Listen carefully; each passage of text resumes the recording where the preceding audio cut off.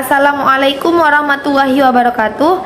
Di sini kami dari kelompok 8 yang beranggota 2 orang, yaitu Nur Atika Wardani dengan NIM 1902 102 050212 dan saya sendiri Nuri Anatul Mas'udah dengan NIM 1902 102 050226. Dan di sini kami akan membahas dan mempresentasikan materi tentang pengelolaan sentra persiapan di KB dan TPA. Dan poin-poin yang akan kami bahas, yang pertama yaitu pengertian sentra persiapan, yang kedua yaitu pijakan sentra persiapan berdasarkan pendekatan BCCT, dan yang terakhir yaitu tahapan perkembangan anak dalam menggunting, meronce, menulis, dan menggunakan buku. Saya akan membahas tentang pengertian sentra persiapan. Nah, sentra persiapan ini merupakan sentra yang diadakan untuk mengembangkan keaksaraan anak di lembaga pendidikan anak usia dini, sehingga anak siap untuk menempuh pendidikan selanjutnya. Nah, istilah persiapan ini digunakan karena untuk memasuki dunia sekolah, anak ini diharapkan telah memiliki kesiapan bersekolah, terutama dalam kesiapan keaksaraannya, yaitu membaca, menulis, mengeja, dan berbicara sebagai keterampilan dasar untuk mempelajari berbagai pengetahuan lainnya. Nah, kadang-kadang pada lembaga pendidikan anak tertentu, sentra persiapan ini dinamakan dengan sentra keaksaraan. Namun, di Indonesia ini istilah yang lebih umum dikenal sebagai sentra persiapan. Dan sentra persiapan ini terutama ditujukan pada ranah perkembangan kognisi, berpikir, dan motorik halus anak. Kegiatan ini banyak diberikan seperti membaca, menulis, tentang huruf, berbagai hasil media cetak, dan kepekaan perbedaan bunyi berbagai huruf.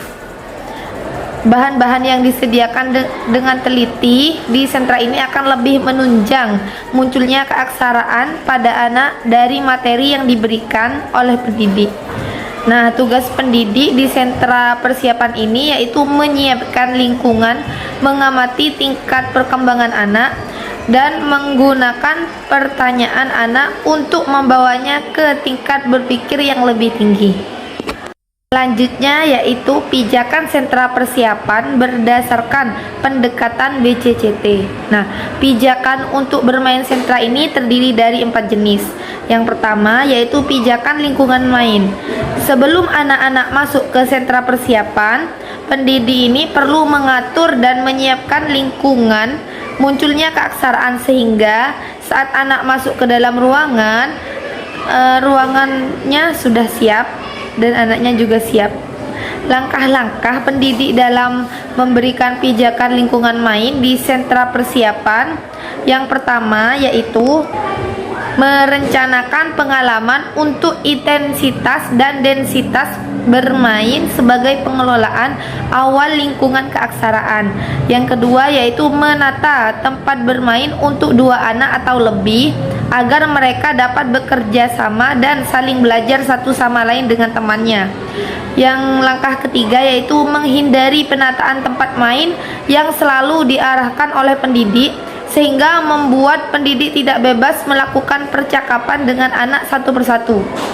Yang keempat yaitu memilih bahan yang dapat digunakan untuk meningkatkan kemampuan. Yang kelima, menyediakan berbagai bahan yang mendukung keterampilan keaksaraan. Dan yang keenam, menyediakan berbagai kegiatan yang memungkinkan anak untuk melatih perkembangan motorik halus.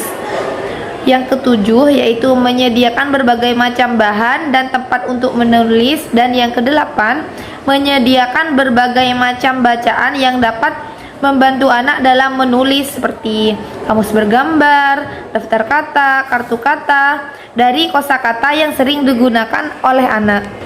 Dan yang nomor 9 yaitu menyediakan buku dari berbagai topik, jenis, dan ukuran. Langkah terakhir yaitu pendidik memastikan ada cukup tempat untuk anak dalam memilih tempat main.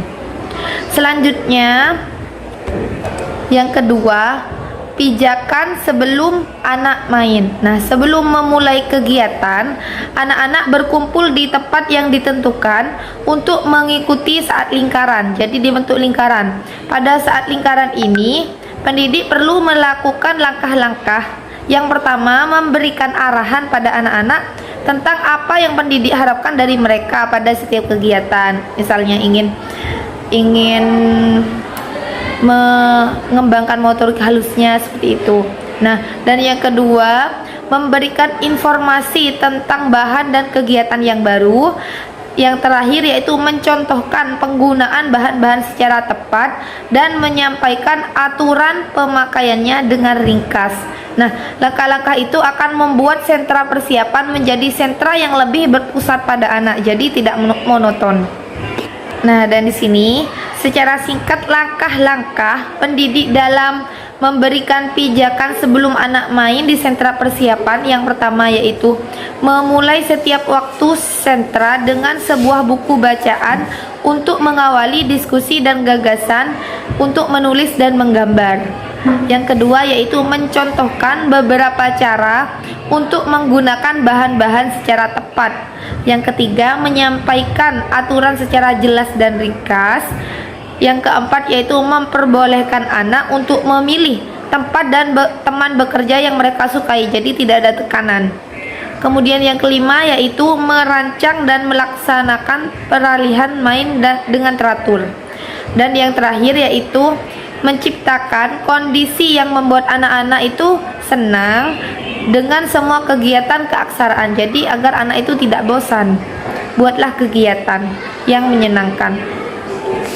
Nah, dan pijakan yang ketiga yaitu pijakan selama anak bermain. Nah, ketika anak mulai melakukan kegiatan, pendidik itu harus mencatat apa saja yang anak pertama kali pilih. Nah, mungkin pilihan itu menjadi petunjuk dalam perkembangannya saat itu. Nah, pijakan pengalaman selama anak main di sentra persiapan ini, langkah-langkahnya yang harus dilakukan. Yang pertama yaitu memberikan setiap anak kesempatan keaksaraan sepanjang hari dalam setiap pengalaman main. Yang kedua yaitu memberikan setiap anak kesempatan berhubungan langsung secara kontinu dengan buku, bahasa, dan pengalaman motorik halus atau kasar anak. Kemudian yang ketiga, merancang dan mengelola setiap pengalaman keaksaraan agar menjadi pengalaman yang menyenangkan. Kemudian langkah yang keempat yaitu menciptakan lingkungan yang menghargai semua usaha anak untuk menulis sehingga dia mampu mengambil resiko untuk mencoba banyak hal. Jadi kita harus dorong anak, jangan sampai kita melecehkan jangan sampai kita menegur atau menegur yang tidak baik, ini salah. Nah, jangan begitu. Jadi kita harus memberikan apresiasi kepada anak. Kemudian langkah yang kelima yaitu selalu bersedia membantu anak untuk menulis. Jadi jangan biarkan anak menulis dan menulis. Nah, jadi kita juga membantu anak jika anak itu merasa kesulitan. Kemudian yang keenam yaitu membantu anak di tahapan yang mereka perlukan. Yang ketujuh, meningkatkan dan mengembangkan bahasa anak melalui pertanyaan dan diskusi. Yang kedelapan yaitu mencontohkan komunikasi yang tepat melalui percakapan dengan anak. Nah, jadi bahasa kita kepada anak itu bahasa yang benar. Jangan malah kita mengikuti bahasa anak. Maksudnya mobil. Nah, jangan kita harus bicara dengan mobil, tapi nadanya nada anak-anak dengan bahasa kita sendiri. Kemudian yang kesembilan yaitu menambah kesempatan berteman pada anak melalui hubungan dengan teman sebaya. Dan yang 10 yaitu mengamati perilaku anak dan membuat dokumen perkembangan serta peningkatan keaksaraan dari tiap anak. Dan yang terakhir, langkah terakhir yaitu merasa turut bergembira dalam setiap usaha keaksaraan yang dilakukan anak. Jadi kita memberikan apresiasi pada anak, pujian-pujian. Jadi kita juga harus merasa senang dalam kemampuan anak yang telah dia lakukan. Nah, dan pijakan yang keempat atau yang terakhir yaitu pijakan sesudah bermain. Nah, pijakan pengalaman setelah bermain pada sentra persiapan ini, langkah-langkahnya ya, yang pertama yaitu mendukung anak untuk mengingat kembali pengalaman mainnya dan saling menceritakan pengalaman mainnya. Jadi kita harus mengevaluasi dan mendukung anak, gimana sih, main apa sih kemarin. Nah, seperti itu. Jadi agar anak itu tetap ingat pada pelajaran yang kemarin. Kemudian langkah yang kedua yaitu menggunakan waktu membereskan peralatan sebagai pengalaman belajar positif melalui pengelompokan, urutan, dan penataan lingkungan secara tepat. Jadi ketika selesai bermain, sebaiknya guru itu atau pendidik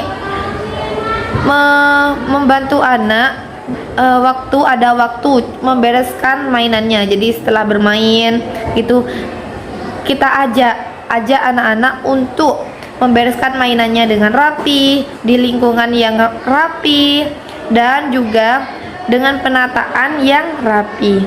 Seperti itu. Yang selanjutnya yaitu tahapan perkembangan anak dalam menggunting. Nah, selain mempersiapkan anak untuk dapat membaca dan menulis dalam sentra persiapan, juga ditujukan untuk melatih motorik halus anak. Nah, kegiatan motorik halus anak berawal dari melaksanakan kegiatan yang dapat memperkuat koordinasi tangan dan genggaman, seperti dengan penjepit, yang dapat dimulai sejak bayi. Nah, misalnya latihan memungut benda-benda kecil dengan penjepit, atau permainan jari agar jari-jari anak luas untuk menulis namanya. Nah, untuk yang selanjutnya yaitu seperti kegiatan meremas dan lain-lain. Latihan tersebut perlu dilaksanakan setiap hari dan terus dilanjutkan selama usia dini. Pada tahapan perkembangan menggunting di sini, menurut Depdiknas 2004, yaitu yang pertama, menggunting sekitar pinggiran kertas. Nah, biasanya hanya menggunakan ujung gunting saja yang terbuka sedikit, misalnya seperti ini. Saya contohkan, hanya menggunakan ujung gunting saja, jadi seperti ini, hanya seperti ini, hanya ujung gunting saja. Itu tahapan pertama. Nah, untuk tahapan kedua yaitu menggunting dengan sepenuh bukaan gunting, yang artinya menggunting dengan menggunakan gunting hingga sampai belakang. Jadi bukan hanya di ujung saja seperti yang pertama tadi, yang hanya seperti ini untuk mengguntingnya. Untuk yang tahap pertama, untuk yang tahap kedua yaitu semua hingga belakang seperti itu. Jadi seperti ini.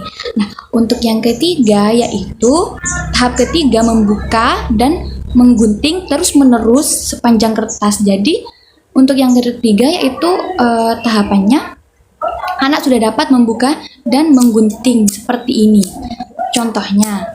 Nah, namun masih tersedat-sedat dan guntingannya tidak rata. Seperti itu. Untuk yang keempat yaitu menggunting di antara garis lurus pada kertas seperti ini misalnya. Di sini ada garis lurus. Nah, di situ anak dapat menggunting bekas lipatan kertas yang dilipat menjadi dua. Nah, namun belum membentuk garis. Saat anak menggunting di sini, anak dapat mengguntingnya, tapi di belahan kertas ini yang sudah dibagi dua, tapi di sini anak masih belum bisa mengguntingnya dengan lurus, dengan garis lurus yang ada di pas waktu dilipat tadi. Nah, untuk yang kelima yaitu menggunting bentuk tepi, menggunting bentuk tetapi tidak tepat mengikuti garis. Jadi di sini pada tahap kelima yaitu menggunting bentuk, jadi bukan hanya garis lurus ya. Di sini dapat menggunting beberapa bentuk seperti lingkaran. Nah, tapi pada tahap ini belum dapat sesuai dengan garis lingkaran yang ingin dipotong seperti itu pada tahap kelima ini. Nah, untuk tahap keenam yaitu menggunting garis tebal dengan rapi dan terkendali. Nah, pada keenam ini anak sudah dapat menggunting pada garis lurus yang tebal dengan baik.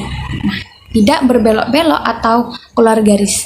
Nah, untuk yang tahap terakhir yaitu menggunting berbagai macam bentuk. Nah, pada tahap ini anak sudah dapat menggunting berbagai macam bentuk, misalnya bentuk segitiga, bentuk segi empat, ataupun lingkaran dengan sesuai dengan garisnya. Kegiatan motorik halus lain yang sering digunakan di sentra persiapan yaitu kegiatan meronce.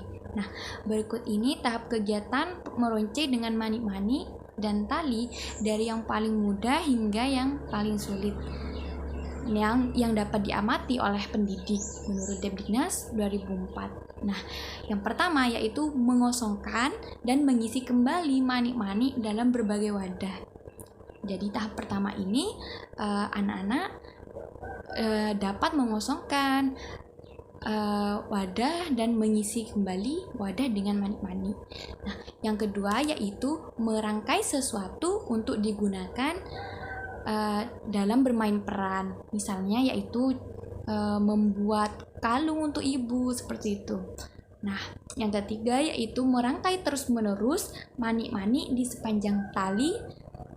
Tapi di sini belum membuat pola tertentu. Jadi pada tahap ketiga ini anak hanya merangkai, memasukkan manik-manik tanpa ada pola-pola seperti itu. Seperti pola itu misalnya seperti segitiga atau warna merah, warna biru seperti itu. Nah, jadi pada tahap ketiga hanya merangkai tanpa adanya pola.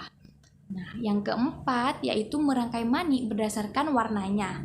Nah, pada tahap keempat ini anak sudah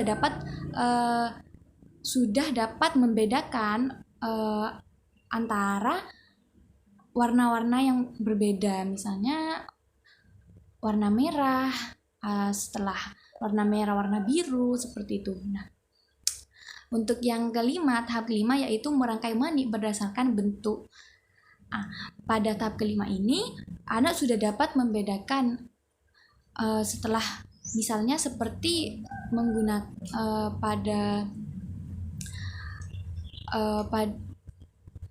bisa seperti misalnya setelah memasukkan kubus yaitu memasukkan lingkaran tanpa membedakan warna. Jadi hanya pada tahap kelima ini hanya bisa memasukkan manik berdasarkan bentuknya. Nah, pada tahap keenam ini anak sudah dapat merangkai manik-manik berdasarkan bentuk dan warnanya. Jadi pada tahap keenam ini anak sudah dapat memasukkan manik-manik berdasarkan warna dan bentuknya. Seperti misalnya setelah memasukkan warna kubus, warna merah, setelah itu memasukkan warna kubus kubus biru. Yang selanjutnya yaitu memasukkan lingkaran warna merah seperti itu. Jadi anak sudah membedakan di sini dengan merangkai dengan membedakan warna dan bentuknya. Nah, pada tahap yang selanjutnya yaitu tahap ketujuh, anak sudah merangkai manik-manik berdasarkan warna, bentuk, dan ukuran. Nah, pada tahap ketujuh ini anak sudah dapat merangkai manik dengan memperhatikan warna, bentuk, dan ukurannya. Jadi selain warna, bentuk, dan ukuran, anak juga mulai mengurutkan misalnya dari besar hingga kecil, dari besar sampai kecil, dan begitu juga sebaliknya dari kecil hingga besar. Nah, untuk tahap ke-8 yaitu membuat pola sendiri. Nah, pada tahap ini anak sudah membuat pola sendiri saat merangkai manik-manik dengan memperhatikan warna, ukuran, dan manik-manik tersebut. Nah, untuk yang terakhir yaitu membaca pola dari bermacam-macam tingkat kesulitan. Nah, di sini yaitu pada tahap ini, jadi pola sudah digambar dalam gambar yang berbentuk dua dimensi. Nah, dari situ anak juga dapat meronce mani-mani dengan pola mengikuti gambar tersebut. Seperti itu. Yang selanjutnya, pada sentra persiapan terdapat kegiatan menulis untuk anak-anak. Nah, agar para pendidik dapat menyimpulkan kemajuan anak dalam menulis, maka pendidik perlu mengetahui tahap perkembangan menulis pada anak usia dini. Berikut ini terdapat tahap perkembangan anak dalam menulis menurut Depdiknas tahun 2004. Yang pertama yaitu coretan-coretan acak atau random scribbling. Di sini anak mulai membuat coretan sebagai coretan awal. Seringkali digabungkan seolah-olah krayon tidak pernah lepas dari kertas dan membuat benang kusut seperti itu. Jadi di sini anak mencoret-coret kertas atau biasanya di dinding, tapi untuk di sentra persiapan dapat diberikan kertas untuk anak dapat mencoret-coret seperti itu. Jadi di sini anak mencoret-coret seperti krayonnya itu tidak lepas, jadi hanya mencoret-coret di kertas. Ya. Untuk tahap yang kedua yaitu coretan terarah. Coretan terarah di sini dimunculkan dalam bentuk garis lurus, misalnya dari atas ke bawah atau dari samping kiri hingga samping kanan. Jadi coretannya terarah seperti itu, bukan coret-coretan seperti yang pertama tadi, mencoret sembarangan. Yang kedua yaitu di sini coretannya sudah terarah. Nah, untuk tahap yang ketiga yaitu anak sudah dapat membentuk garis dan bentuk khusus diulang-ulang atau menulis garis tiruan. Jadi di sini anak sudah dapat meniru garis-garis seperti misalnya titik-titik membentuk garis B misalnya. Jadi anak-anak sudah dapat mengikuti garis-garis tersebut. Nah, untuk tahap yang keempat yaitu menulis nama. Di sini anak sudah dapat menulis nama yang menulis nama mereka sendiri, diri mereka sendiri, di misalnya di buku atau hasil karya yang mereka buat seperti itu, hasil gambar yang mereka buat. Jadi pada tahap keempat di sini anak sudah dapat menulis nama mereka masing-masing. Nah, pada tahapan kelima dalam menulis ini yaitu mencontoh kata-kata dari lingkungan. Nah, di sini anak-anak menulis kata-kata dari lingkungan secara acak. Misalnya menulis nama anggota keluarganya atau menulis namanya seperti itu. Untuk yang tahap keenam yaitu menemukan ejaan. Pada tahap ini merupakan usaha pertama untuk anak memeriksa dan mengeja kata-kata dengan menggabungkan huruf-huruf bermacam-macam untuk mewujudkan sebuah kata. Misalnya pada kata I love dinosaurus. Nah, di sini anak sudah dapat menemukan ejaan yang tepat, apa kata-kata yang seharusnya dibuat untuk membentuk sebuah kata. Misalnya I love dinosaurus jadi ILDNS seperti itu. Nah, untuk yang tahap terakhir yaitu ejaan umum. Pada tahap ini merupakan usaha mandiri anak untuk membedakan berbagai huruf dan mencatatnya dengan benar menjadi sebuah kata yang lengkap. Seperti itu. Nah, untuk yang selanjutnya yaitu tahap perkembangan anak dalam menggunakan buku yang dapat dijadikan panduan dalam mengamati kemajuan anak saat berinteraksi dengan buku. Menurut Dodge dan Kolker tahun 1999.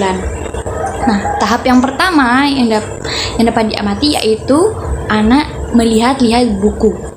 Nah, pada tahap ini anak meniru orang tua atau pendidik yang suka membaca. Jadi anak mulai melihat-lihat buku, bahkan anak juga meminta guru pendidiknya untuk dibacakan buku seperti itu.